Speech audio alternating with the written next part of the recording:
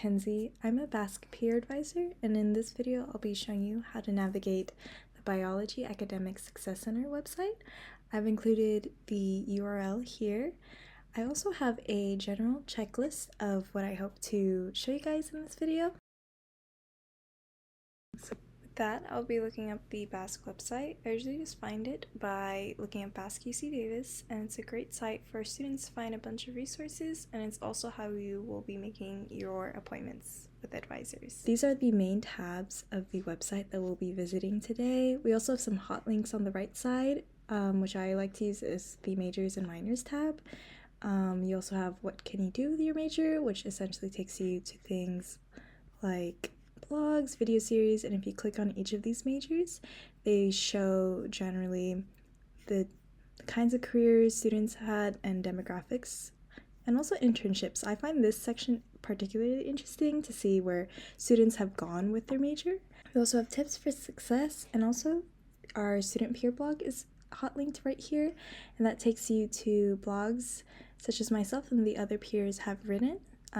We write about anything from why did we choose Davis to some of our favorite classes, and also like how you can find GEs. We also have our physical location, if you need a dean's signature. BASC has 3 advising options. We have our general advising here, we have virtual express advising, and our peer drop-in. Now, our general advising, you can schedule this by being in person or Zoom or phone. And these are our 30-minute appointments with the academic advisors pictured here. And our hours are listed here. We also have virtual express advising, which is no appointment needed. So this is really nice for those quick questions. And so if our appointments are booked out for the meantime, this is a good way students can always meet with our academic advisors. And our hours are also listed right here. The final advising type that BASC offers is the drop-in peer advising. I'm one of the current students here at Davis, and I can also help with answering quick questions. And these are drop-ins, so no appointment needed, and they're always in person. So if you notice, our hours are currently not listed here since it is, as I'm making this video, summertime. So we only do the physical drop-ins during the school year, and our hours are pretty variable. So go ahead and if you're interested in this, watch out for when we update this. And we also just list the kinds of things you can ask us. And now I'm going to go into how you can make an appointment with BASC. So I'll go ahead and click here. I'm also just going to sign in real quick. So once you have signed in, it will take you to a page that looks like this, and you will click schedule an appointment. And from there are some questions here that you will have to fill out. Once you do that, it'll take you to a page that looks just like this and where appointments will populate. At this time, there are no current available appointments, so you'll just have to check back later. But here on the right side, I'm going to bring your attention to is what I've mentioned earlier. You can make these appointments be in person or on Zoom based on your preference, and there's a bunch of other filters there as well. With making an appointment, say you wanted to know more about who to talk to, there is a circle here. It's right in the middle, nicely. And we have many types of advisors. We have our academic advisors who do handle everything from your major from the moment you walk into Davis until you graduate. And so you can look here, and in case you just wanted to see who you would meet, and their emails as well if you just had a question to ask them directly. Also have listed our international student advisor and our faculty advisors. We also have peer advisors, so there's me here. And then we also have our CBS counselor.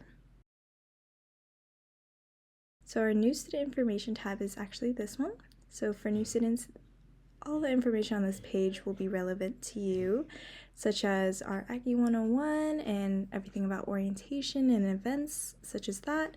We also have, frequently asked questions, a page about our mandatory advising, health requirements, and also relevant to new students are the first year seminars. I remember here at Davis I did one about plants, which was really interesting. And we also again have our student peer blog linked. You'll notice the more you navigate this website how in a way it's pretty cyclical in nature, that you can access a lot of the same resources and many different pages.